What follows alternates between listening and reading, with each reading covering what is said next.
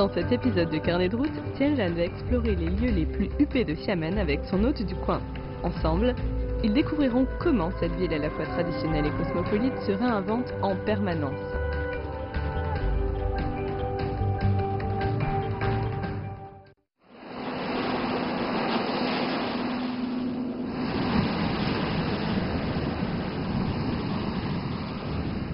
Dans l'épisode précédent, Joey a déambulé dans le vieux Xiamen avec son hôte, Professeur Brown, donc je me suis dit que j'allais plutôt me balader dans la partie moderne de la ville.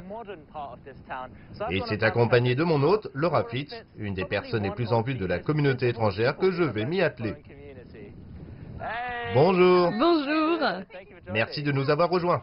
Merci de m'avoir invité. J'ai hâte de vous montrer les alentours. Ça fait 7 ans que je vis à Xiamen et j'organise le salon d'éducation ici. J'ai hâte de vous montrer tout ça.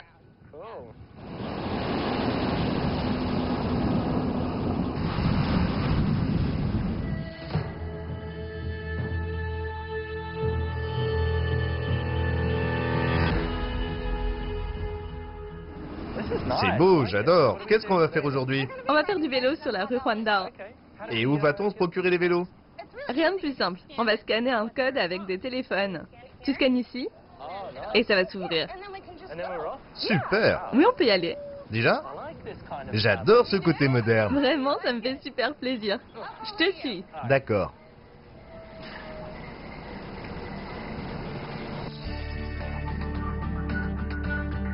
Voici le périphérique en bord de mer de Xiamen. Avec une large piste cyclable qui contourne ce magnifique littoral, pas étonnant que faire du vélo soit si populaire ici. Ce parcours de 43 km de long est apparu dans plusieurs films chinois à succès. C'est aussi un site touristique clé.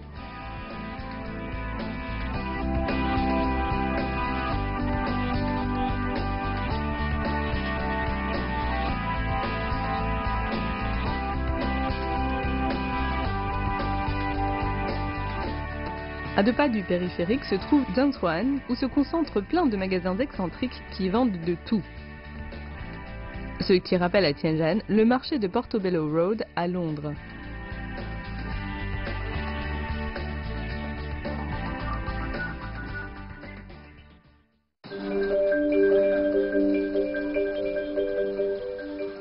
Zhangzuan, qui était à l'origine un village de pêcheurs, fut un des premiers exemples de gentrification en Chine. Dans ces rues étroites, aujourd'hui on ne trouve plus de pêcheurs mais des hordes de touristes, ainsi que des stands de nourriture et des boutiques de souvenirs. Zhangzuan cherche à combler vos sens. En tout cas, ce quartier de restauration existait déjà par le passé. Tenté par un kebab aux huîtres ?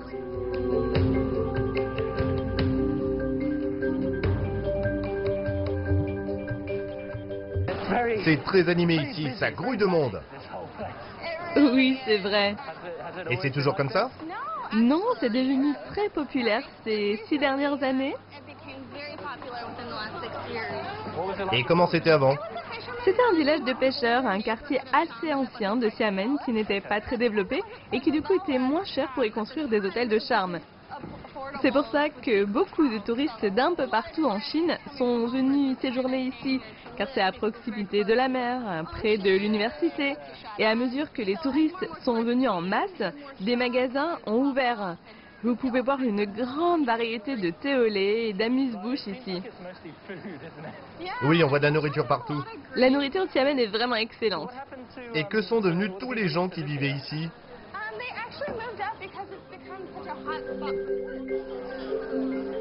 Les loyers augmentant, beaucoup de pêcheurs de la ville ont fait fortune en louant leur maison. Une recherche rapide sur internet vous montrera des pages et des pages pour des locations de chambres d'hôtes à Zhangzuan. La plupart des bâtiments que vous voyez aujourd'hui ont été rénovés, seuls quelques-uns sont restés en état. Si vous avez l'œil pour les remarquer. Que c'est joli! C'est quoi cet endroit? C'est un lieu unique. Vous savez, à Zhangzuan, il y avait beaucoup d'anciens bâtiments et celui-ci est un des mieux conservés, construit d'après le style architectural Minnan. D'accord, et c'est encore habité aujourd'hui? Oh oui! Moi, ça a l'air très ancien. Oui, c'est un lieu très particulier. C'est très beau. C'est une maison minienne traditionnelle qui a plus de 100 ans. En effet, ça se voit. Oui, c'est vraiment très beau. Le bois est ancien et très travaillé, c'est magnifique. Beaucoup de gens adorent venir ici pour être dans un environnement traditionnel, boire du thé, goûter aux spécialités locales. D'accord, donc c'est aussi un restaurant. Oui, et aussi un super endroit pour boire du thé.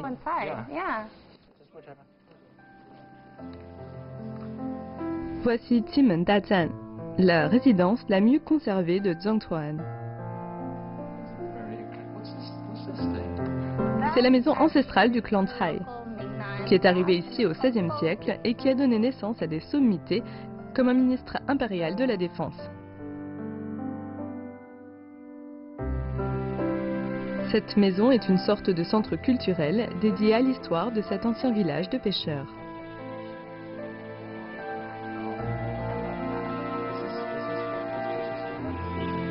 Aujourd'hui, c'est un membre de la 32e génération qui dirige la maison familiale Tsai Zhenxin.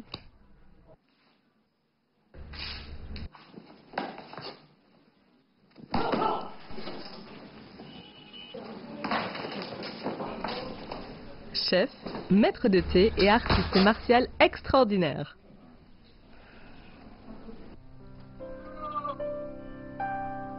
Pas d'exercice sans un bon repas. Donc nous allons apprendre comment faire un bobing.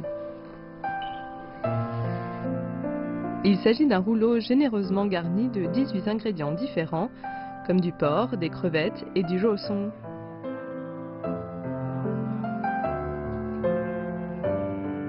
Même si certains doivent être préparés une journée à l'avance, les bobing font partie des snacks préférés à Xiamen. Ils ont aussi une signification particulière pour Tsai Zhenxin.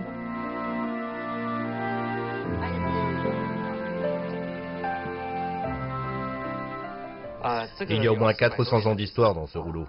Waouh, autant? Ça a été inventé par la femme d'un de mes ancêtres qui était ministre de la Défense. Les courtisans ont essayé de le discréditer en disant qu'il pouvait écrire avec ses deux mains. En entendant cela, l'empereur lui a demandé de le prouver en copiant un grand nombre de livres en seulement 49 jours. Il a dû écrire nuit et jour sans prendre le temps de manger. C'est alors que sa femme a eu une idée. Elle a fait des sortes de crêpes pour y enrouler des légumes et ensuite elle les portait directement à la bouche de son mari pour qu'il puisse finir à temps. Voilà l'histoire des bobing. Donc en fait, vous mettez tous les légumes, la viande et le reste à l'intérieur de la crêpe. Oui. C'est comme ça qu'il pouvait continuer à écrire. On pourrait appeler ça l'ancêtre du burger en Chine.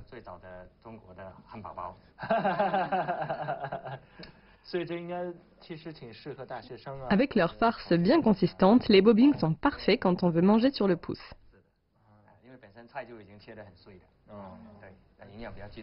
Mangez-en 2 au petit déjeuner et vous tiendrez jusqu'au dîner.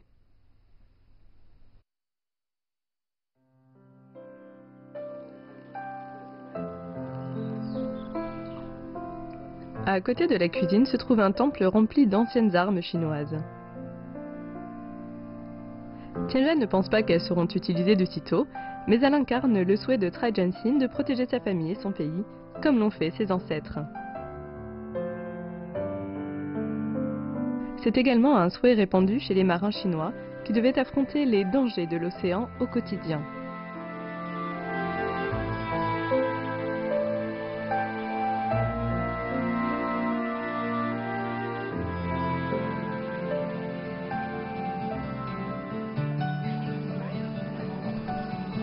Aujourd'hui, les habitants de Zhongtuan sont plus enclins à affronter les humeurs de clients d'hôtels exigeants que la houle.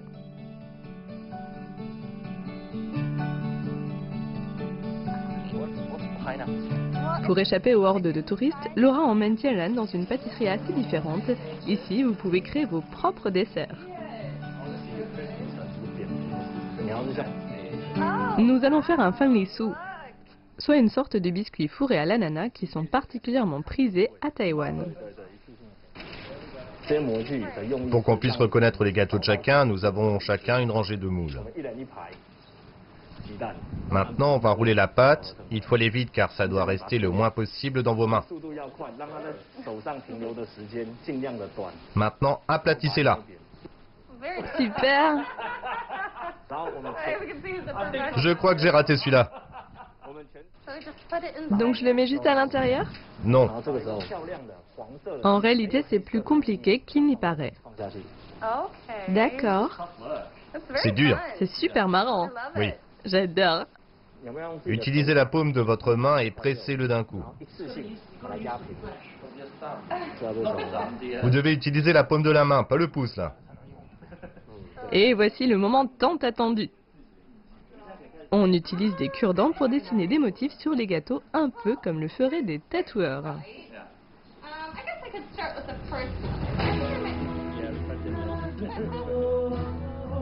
Ensuite, mettez les gâteaux dans un four préchauffé à 165 degrés Celsius, faites cuire 10 minutes. Et voilà!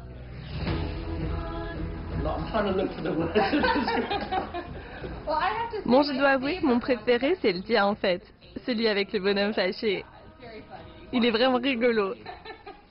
On les goûte ou pas? Bien sûr, j'attendais que ça. Je vais essayer le bonhomme fâché. Et moi, je vais essayer celui-là. C'est délicieux. Et pas seulement parce qu'ils les ont fait eux-mêmes.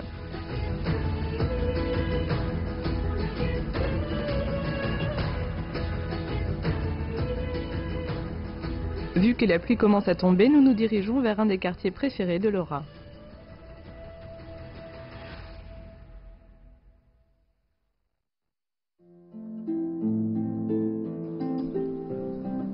Comparé à d'autres métropoles chinoises, la communauté étrangère de Xiamen est relativement petite. Néanmoins, la ville en elle-même est très internationale, et ce que vous trouverez ici est plutôt occidental. Le quartier dans lequel se trouve l'hôtel Marco Polo est très prisé des expatriés comme Laura. On y trouve beaucoup de bars branchés et de restaurants, avec toute une rue presque entièrement composée de petits cafés. Cela vous surprendra peut-être, mais Xiamen peut se vanter d'avoir la plus grande densité de cafés de tout le pays. Et avec une vue comme celle-ci, qui n'aurait pas envie de se laisser tenter par une petite tasse?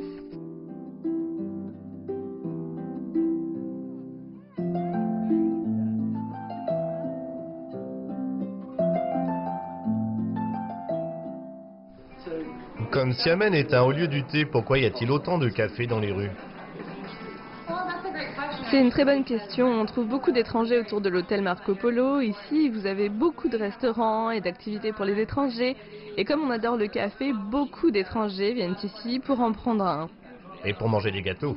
Oui, ils sont très bons. Avant le déjeuner? Il n'y a pas d'heure pour un café et un petit gâteau. Et qu'est-ce qu'on fait maintenant? C'est bientôt l'heure de déjeuner, donc je me suis dit qu'on pourrait aller déjeuner avec des amis à moi dans un des meilleurs restaurants de Xiamen. Tout à fait, partons. Super, alors on va aller chez Greg. On y va maintenant? D'accord, on y va comment? Oh, c'est au bout de la rue, à droite. Super. Oui, c'est tout proche.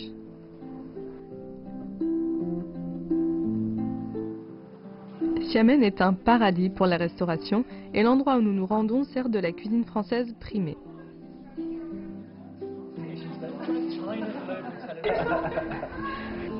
Je m'appelle Marsha, je viens des Pays-Bas et nous sommes venus en Chine il y a 8 ans. Je m'appelle Svetlana, je suis ukrainienne, je suis étudiante à l'université de Xiamen. Salut, moi c'est Carole, je viens des Pays-Bas, j'habite ici avec ma famille, nous sommes arrivés il y a 3 ans et je suis artiste. C'est intéressant d'apprendre pourquoi ces femmes sont venues ici et comment, en raison des différences culturelles, elles ont fait de Xiamen leur ville d'accueil. Grégory Lourechi a une histoire similaire. Il est chef et propriétaire du restaurant. Cela fait un beau moment qu'il est en Chine, et avant de venir à Xiamen, il a également travaillé à Shanghai, Beijing et Hong Kong.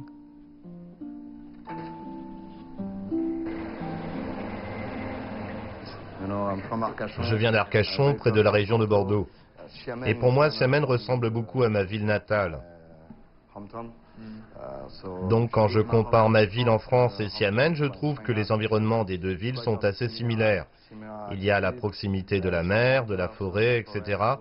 Donc je trouve que c'est très bien pour mes enfants de vivre ici. Vous trouvez un équilibre entre votre travail et votre vie privée ici? Oui, et en même temps, je peux créer parce que je suis le propriétaire du restaurant. Donc c'est facile pour moi de créer de nouveaux plats. Je passe beaucoup de temps à créer de nouvelles recettes. On peut dire qu'ici, je ne me repose pas sur mes lauriers.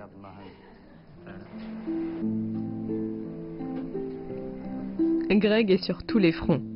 Il crée sans arrêt de nouveaux plats, fait traiteur pour des événements et organise des séances photos. On a l'impression qu'il ne s'arrête jamais.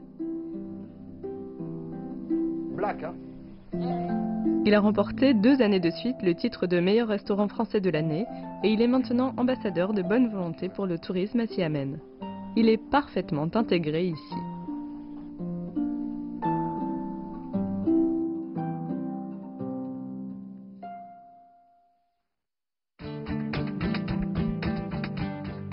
À suivre, Laura et Tianlen revisiteront les classiques de façon moderne et partiront à la découverte des marques qui révolutionnent la mode à Xiamen.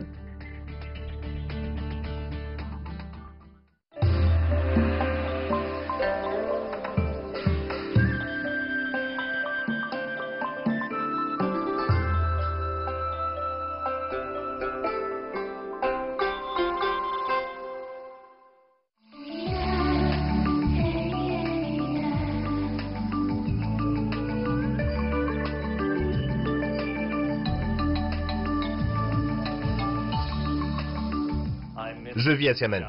Xiamen, c'est ma maison. J'adore enseigner le yoga et j'adore Xiamen. J'adore Amoy.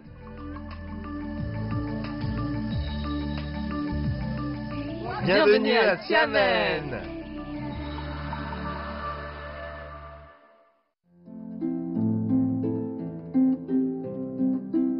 Xiamen a fait partie des premières zones économiques spéciales de Chine, ce qui a sans doute aidé à la transformer en l'une des villes les plus cosmopolites du pays.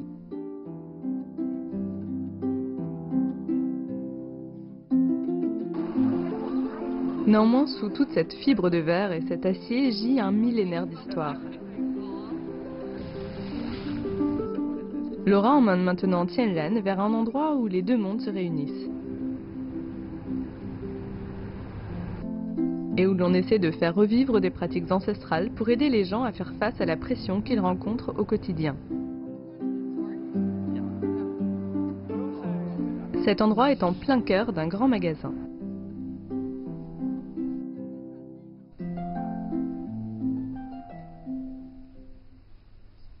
Une maison de thé. Sauf qu'ici, vous ne faites pas que boire du thé. Vous vous imprégnez de sa culture et de son histoire. Ces flacons de thé sont tous numérotés. Tu veux que je l'ouvre en premier? Je peux l'ouvrir. Oui. À votre avis, c'est quel thé? Une sorte de thé vert? Oui. Je dirais que c'est une sorte de thé vert.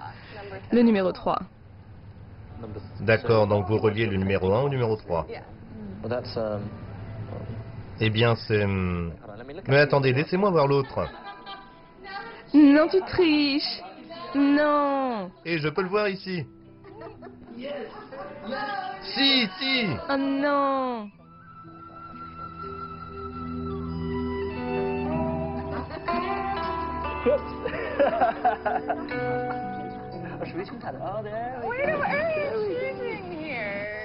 Tianlan est un grand amateur de thé, mais ce genre de jeu lui pose une colle. Il y a tant de variétés de thé en Chine, chaque feuille ayant sa propre forme, sa propre odeur et son parfum. Tu savais que Xiamen a été un des premiers ports à exporter du thé en Occident? Ah oui. Aux États-Unis, en Angleterre.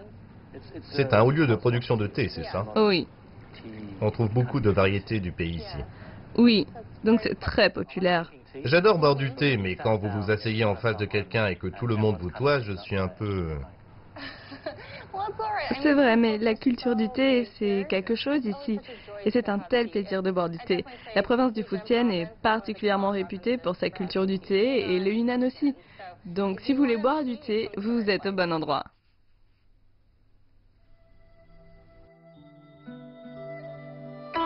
D'après la légende, le thé a été découvert il y a près de 5000 ans.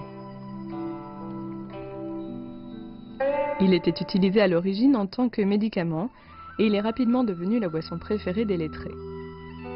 Avec le temps, il est même devenu un mode de vie qui inclut une large panoplie d'arts comme la céramique, la calligraphie et les compositions florales. Boire du thé est devenu un moyen d'expression de sa culture, de ses valeurs et de son statut.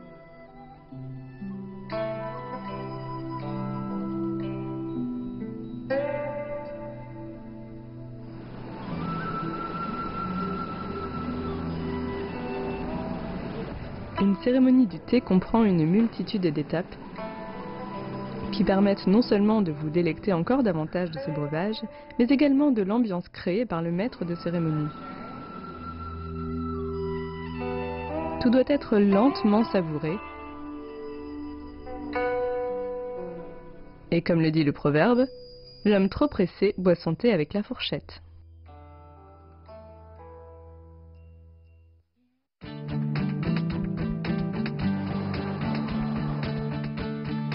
Sans transition, les dernières modes, notre prochaine étape est à des lieues de ce que nous venons de voir.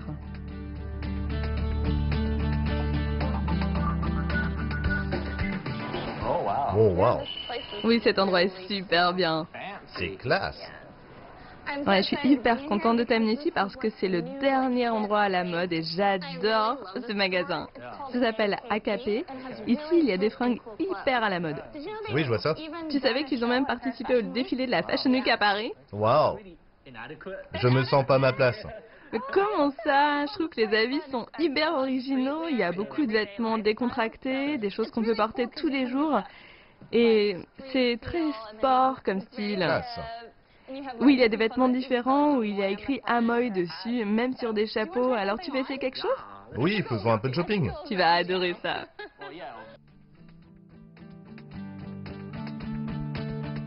Un nombre croissant de jeunes designers se sont installés à Xiamen, les plus connus étant le gang de Xiamen. Leurs créations audacieuses ont été acclamées par la critique internationale. Les créations de 3 membres du gang ont été présentées lors de la cérémonie d'ouverture d'un important revendeur de mode à New York. Intéressant, c'est la première fois que je vais essayer des habits créés par un designer. En général, je n'achète que des choses chez Gap, comme vous pouvez le voir.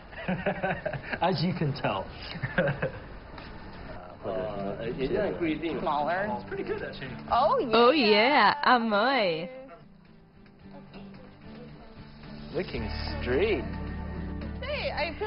Je dois dire que je me sens très à l'aise dans ces vêtements. Oui, tu as l'air très cool et très jeune. Ah, ça te va bien! Sur les 10 plus importantes marques de vêtements pour hommes en Chine, 7 sont basées à Xiamen. L'une d'entre elles s'appelle Sanquan. Son créateur a ouvert une boutique concept comprenant plusieurs marques. Ici, les lignes de vêtements ne sont pas seulement des marques, mais des façons de vivre.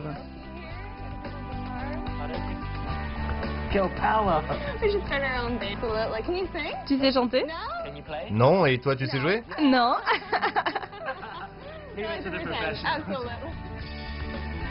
Xiamen veut être une plaque tournante de la mode contemporaine, raison pour laquelle la ville alloue de généreuses subventions aux créateurs. Mais les coûts de la vie ne sont pas son seul point fort.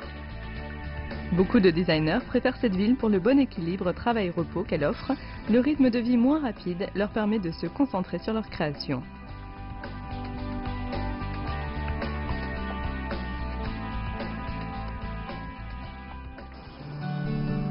Avec 40% de la ville recouverte de forêts, Xiamen est aussi un havre pour la vie sauvage. Et où que vous alliez, vous verrez la mascotte de la ville.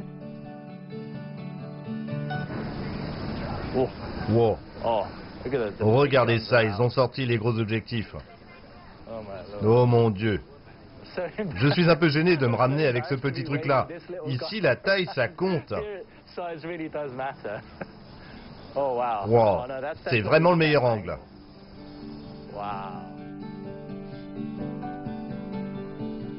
Xiamen a souvent été surnommée l'île aux aigrettes, et on devine tout de suite pourquoi. Beaucoup des rues, statues et magasins de la ville portent le nom de cet oiseau.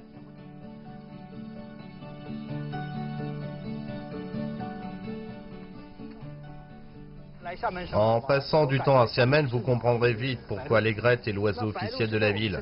Ce sont nos voisins, donc nous devons leur rendre honneur. Je ne suis pas né d'ici. Et vous? Mais j'habite ici depuis 30 ans. Comme vous êtes du coin, vous venez souvent ici pour photographier les aigrettes? Cet homme dit à Tianren qu'il a commencé à photographier les aigrettes à 73 ans et il vient à cet endroit tous les jours depuis 9 ans.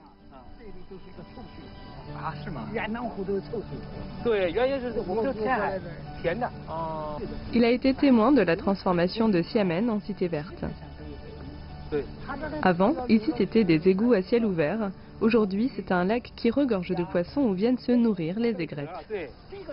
Les habitants de Xiamen sont bienveillants à l'égard des oiseaux et la ville leur procure un habitat idéal. Donc les aigrettes n'ont pas peur de s'approcher de vous.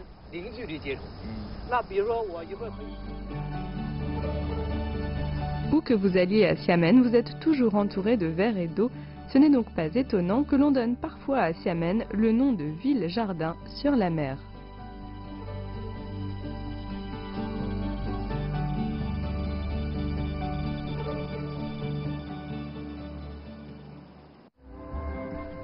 Dans le précédent épisode, Professeur Brown a emmené Joey dans les vieux quartiers de la ville, raison pour laquelle j'ai déambulé dans les quartiers plus modernes avec Laura. Et je pense sincèrement que cette ville a pris la bonne direction. En Chine, beaucoup de villes s'urbanisent trop rapidement et finissent par en oublier leurs racines. Mais ici à Xiamen, l'ancien se conjugue au moderne de façon très harmonieuse. Dans le prochain épisode, je sortirai avec des étrangers qui vivent ici. Originaires des pays des BRICS, ils ont fait le choix de s'installer ici.